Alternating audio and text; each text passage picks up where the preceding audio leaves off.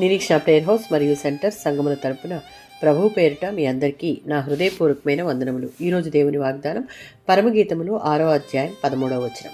రమ్ము రమ్ము, మేము నిన్ను ఆశ తీరా చూచుటకై తిరిగి రమ్ము.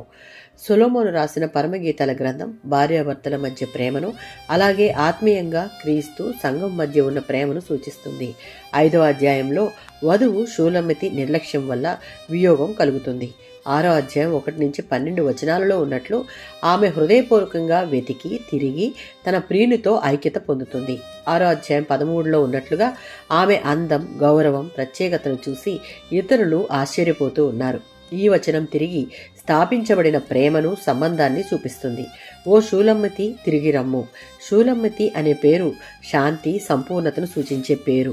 తిరిగి రమ్ము అనగా దూరమైనది మళ్ళీ దగ్గర కావడం. ఇది ప్రేమతో కూడిన ఆహ్వానాన్ని తెలియజేస్తుంది. ఇది దేవుడు తన ప్రజలను తిరిగి పిలిచే పిలుపును సూచిస్తుంది. నిన్ను ఆశ తీరా చూచుటకు తిరిగి రమ్ము అనగా కోల్పోయిన దేవుని ప్రేమ, శాంతి, సంపూర్ణతను తిరిగి దేవుని తట్టు వెళ్ళడం ద్వారా దేవుని ప్రేమను పొందుకుంటాం. యెషయా గ్రంథం 62వ అధ్యాయం 3వ వచనం. ఆ ప్రేమ మన ఆత్మీయ జీవితాలలో మనలను తిరిగి పునరుద్ధరించి దేవుని చేతిలో ఘనమైన రీతిలో ఒక కిరీటం వలె ఉంచుతుంది. ఈ స్థితి పొందుటకు ఇర్మియా గ్రంథం 3వ అధ్యాయం 22లో ఉన్నట్లు ఇర్మియా ప్రవక్త ఇక్కడ చెప్తున్నట్లుగా దేవుని దగ్గరికి తిరిగి రావాలి. 45వ సంకీర్తన 11వ చరణం. ఈ లోకపు రీతిని అనుసరించిన కారణాన దేవుని నుండి వేరై దేవుడు మనకిచ్చిన ఆత్మీయ సౌందర్యాన్ని వ్యక్తిగతంగాను సంఘంగాను కోల్పోయాము.